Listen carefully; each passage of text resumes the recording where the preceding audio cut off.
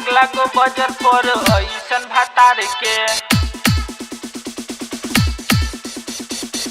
कबो न जनली हम से वाला प्यार के।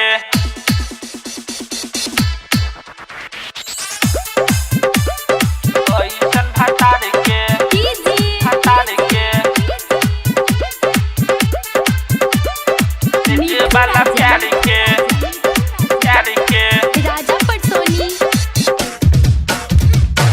अगला गो बजर पर ऐसन भातार के ऐसन भातार के भातार के अगला गो बजर पर ऐसन भातार के ऐसन भातार के भातार के कबो न जनली हम से वाला प्यार के वाला प्यार के अपन सारा कमाई सौतीन में लुटाई अपन सारा कमाई सौतीन में लुटाई यार देखी के होला दर्द हमारा कपार के हमारा कपार के हमारा कपार के।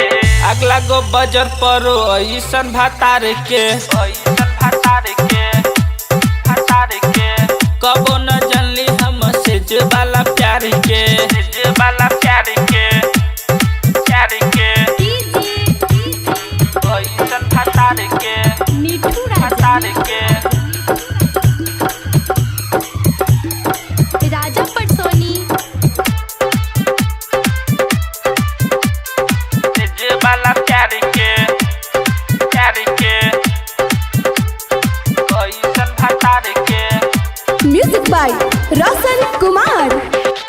तनको ना भातारा के लागेला शरम हमरा तो फूटल रहे सखी रे करम सखी रे करम करम। तनको ना भातारा के लागेला शरम हमरा तो फूटल रहे सखी रे करम। सखी रे देखी देखी उनकर रहनिया मन करे मर जाई खाके जहरिया। तनको ना भातारा के लागेला शरम हमरा तो फूटल रहे सखी रे करम। सखी रे देखी देखी उनकर रहनिया मन करे मर जाई खाके जहरिया खाके जहरिया खाके जहरिया। अगला गो बजर पर ऐसन भातार के ऐसन भातार के भातार के कबो न जनली हम से वाला प्यार के वाला प्यार के प्यार के ऐसन भातार के मिठू भातार के राजा पटसोनी। वाला प्यार के ऐसन भातार के भातार के। विवेक भतरु के सुधरे न चाल रे हमरा तो भइल जाता बड़ी बुरा हाल रे बड़ी बुरा हाल रे हाल रे। विवेक भतरु के सुधरे न चाल रे हमरा तो भइल जाता बड़ी बुरा हाल रे।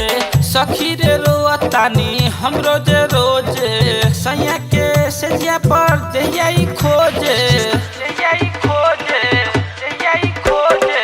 अगला गो बजर पर ऐसन भातार के ऐसन भातार के भातार के कबो न जनली हम से वाला प्यार के वाला प्यार के।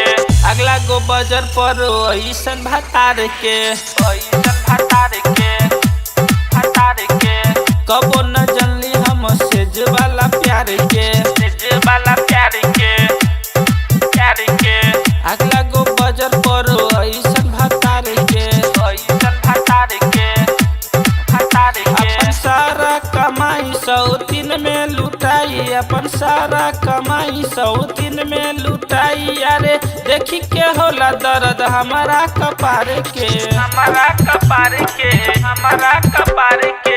अगला गो बजर पर ऐसन भातार के ऐसन भातार के भातार के कबो न जनली हम से वाला प्यार के। माँ गायत्री रिकॉर्डिंग स्टूडियो मलंगवा सरलाही नेपाल।